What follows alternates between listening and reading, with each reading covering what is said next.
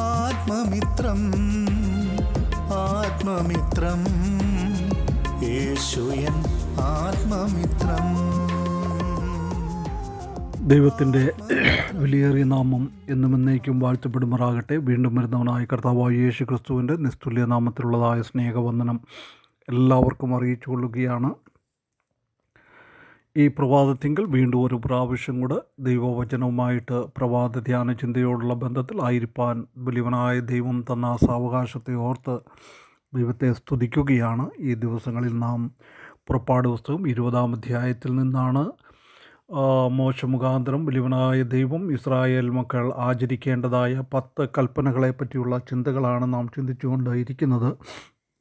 ഈ കഴിഞ്ഞ ദിവസങ്ങളിൽ 3-ാമത്തെ കൽപ്പനയായിരിക്കുന്ന ദൈവത്തിൻ്റെ നാമം വൃഥായി എടുക്കരുത് എന്നുള്ള 1-2 ദിവസങ്ങളായിട്ട് നാം അത് തന്നെയായിരുന്നു ചിന്തിച്ചുകൊണ്ട് ഇരിക്കുന്നത്. ഇന്നലെ ഞാൻ പറഞ്ഞതുപോലെ ഇന്ന് നമുക്ക് ദൈവത്തിൻ്റെ വേദപുസ്തകത്തിൽ പറഞ്ഞിരിക്കുന്ന 23 പേരുകൾ, ഹെബ്രു ഭാഷയിലോ ലാറ്റിൻ ഭാഷയിലോ പറഞ്ഞിരിക്കുന്ന 21 പേരുകൾ നമുക്ക് പെട്ടെന്ന് ഒന്ന് ചിന്തിക്കാം.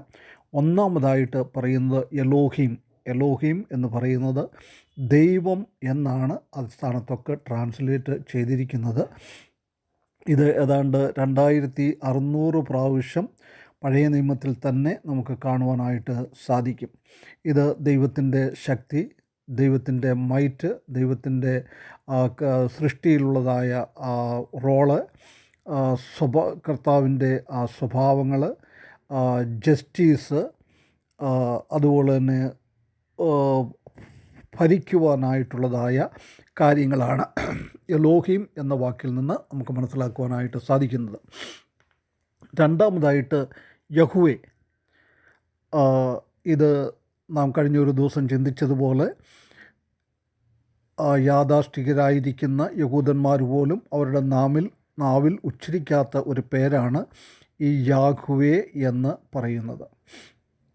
ഈ യാഹ്വേ ഏതാണ്ട് 6518 പ്രാവശ്യം ബൈബിളിൽ നമുക്ക് കാണുവാനായിട്ട് സാധിക്കും.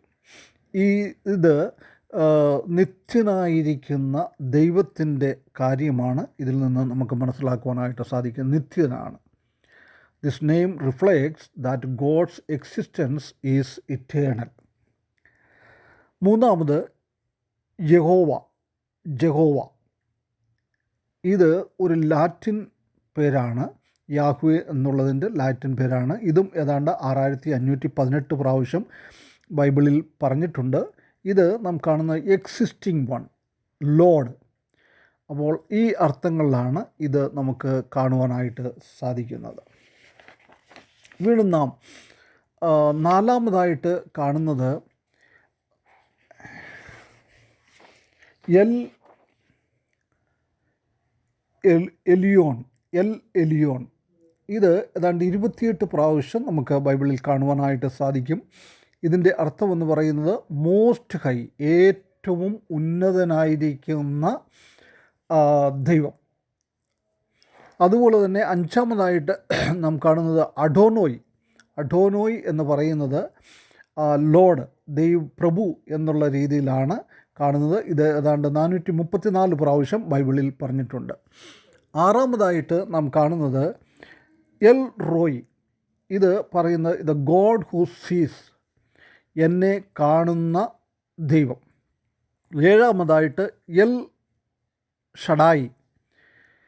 ഇത് നാം കാണുന്നത് പ്രതിജ്ഞകൾ, നിയമങ്ങൾ, കവനൻ്റ് അത് തരുന്ന ഒരു ദൈവം, അല്ലെങ്കിൽ ഗോഡ് ഓൾമൈറ്റി.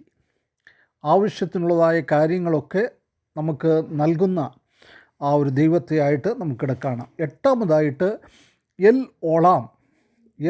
ഓളാം എന്ന് പറഞ്ഞിരിക്കുന്നത് നമുക്ക് കാണുവാനായിട്ട് സാധിക്കുന്നത് God of the universe, everlasting God of eternity. ഈ അർത്ഥങ്ങളൊക്കെയാണ്. നിത്യനായിരിക്കുന്ന ദൈവം, ഭൂഗോളത്തിൻ്റെ മുഴുവനും ദൈവം. ഒമ്പതാമായിട്ട് നാം കാണുന്നത് ജഹോവ ജിറെ, ദൈവം നമുക്ക് വേണ്ടി കരുതിക്കൊള്ളും, അല്ലെങ്കിൽ വേറൊരു രീതിയിൽ ദൈവം നമ്മെ കാണുന്നു എന്നാണ് ദൈവം നമുക്ക് വേണ്ടി കരുതുന്ന ദൈവം. 10ാമതായിട്ട് നാം കാണുന്നത് ജഹോവ റാ. ഇത് ദൈവം നമ്മളെ കാണുന്നു എന്നും അതുപോലെ തന്നെ ദൈവം സൗഖ്യദായകനാണ് എന്നും പറയുന്ന അർത്ഥം ഇതിന് കാണുവാനായിട്ട് സാധിക്കും. 11ാമതായിട്ട് നാം കാണുന്നത് യഹ്യേ. ഇത് അയാം ദാറ്റ് അയാം, മോശയോട് പറഞ്ഞ് ഞാനാകുന്നവൻ ഞാനാകുന്നു എന്ന് പറഞ്ഞ ആ വാക്കാണ് ഇവിടെ കാണുന്നത്. 12ാമതായിട്ട് ജഹോവ റാഫ. ജഹോവ റാഫ എന്ന് പറയുന്നത് അവൻ നമുക്ക് സൗഖ്യദായകനുമാണ്, അതുപോലെ തന്നെ നമ്മെ യഥാസ്ഥാനപ്പെടുത്തുന്നവൻ ആണ് എന്ന് കാണുവാനായിട്ട് സാധിക്കും. 13ാമതായിട്ട് യഹോവ നിസി. യഹോവ നിസി എന്ന് പറയുമ്പോൾ ദൈവം എൻ്റെ കൊടി, ഏറ്റവും അത്ഭുതങ്ങൾ പ്രവർത്തിക്കുന്ന ദൈവം, ഏറ്റവും വിജയകരമായ രീതിയിൽ നമ്മെ നടത്തുന്ന ദൈവം. 14ാമതായിട്ട് നാം കാണുന്നത് ജഹോവ മക്കാഡേശം. ഇത് കാണുന്നത് ലോർഡ് ഹു സാറ്റിസ്ഫൈ, നമുക്ക് കാര്യങ്ങൾ തന്ന് നമ്മെ തൃപ്തിപ്പെടുത്തുന്നവൻ. 15ാമതായിട്ട് ജഹോവ ഷാലോം. അത് ദൈവം സമാധാനത്തിൻ്റെ ദൈവം. 16ാമതായിട്ട് നാം കാണുന്നത് യഹോവ എലോഹീം ഇസ്രായേൽ. ഇസ്രായേലിൻ്റെ സർവശക്തനായിരിക്കുന്ന യഹോവ മറ്റുള്ള ദേവീദേവന്മാരിൽ നിന്ന് വ്യത്യസ്തനാണ് എന്ന് കാണിക്കുവാൻ ഈ പദം ഉപയോഗിക്കുന്നു. 17ാമായിട്ട് യഹോവ ശബോത്ത്. ഇത് കാണുന്നത് സൈന്യങ്ങളുടെ യഹോവ, ആർമി, ഹോസ്റ്റ്, ഇതിൻ്റെയൊക്കെ യഹോവയായിട്ട് നമുക്ക് കാണുവാനായിട്ട് സാധിക്കും. Lord of host or lord of armies, സൈന്യങ്ങളുടെ യഹോവ. 18ാമത് നാം കാണുന്നത് Jehovah Rohi. Lord is my shepherd. ദൈവം നമ്മുടെ ഇടയനാണ്, എൻ്റെ ഇടയനാണ്. അതാണ് ജഹോവ റോഹി എന്ന വാക്കിൻ്റെ അർത്ഥം. പിന്നെ നാം കാണുന്നത് 19ാമായിട്ട് യഹോവ ടിസ്ഡേക്ണു. ഇത് പറയുന്നത് നീതിയുള്ള യഹോവ, the lord our righteousness, God who will make us righteousness. നീതിയുള്ള ദൈവവും നമ്മെ നീതിമാൻ ആക്കുന്നതുമായ ദൈവം എന്നാണ് കാണുന്നത്. 20ാമതായിട്ട് ജഹോവ ഗൊമോള. യഹോവ പ്രതിഫലത്തിൻ്റെ ദൈവമാണ്. നാം എന്ത് ചെയ്യുന്നുവോ അതനുസരിച്ച് പ്രതിഫലവും പ്രതികാരവും ചെയ്യുന്ന ദൈവത്തെയാണ് അവിടെ കാണുന്നത്. 21ാമതായിട്ട് നാം കാണുന്നത് യഹോവ ശമ്മ. Lord is present or lord who is there.